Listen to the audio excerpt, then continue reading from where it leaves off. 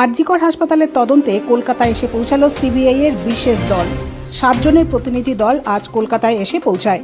সূত্রের খবর, এই দলের মধ্যে ফরেনসিক এক্সপার্ট এবং মেডিকেল অফিসার রয়েছেন। সূত্রের খবর, আজ আরজিকর মেডিকেল কলেজ হাসপাতালে পৌঁছাবেন সিবিআই আধিকারিকরা। তার আগে কেস টেক ওভারের যে প্রক্রিয়া সেটা কমপ্লিট করা হবে। ইতিমধ্যে সিজিও কমপ্লেক্সে পৌঁছে গিয়েছেন সিবিআই এর এই বিশেষ দলটি।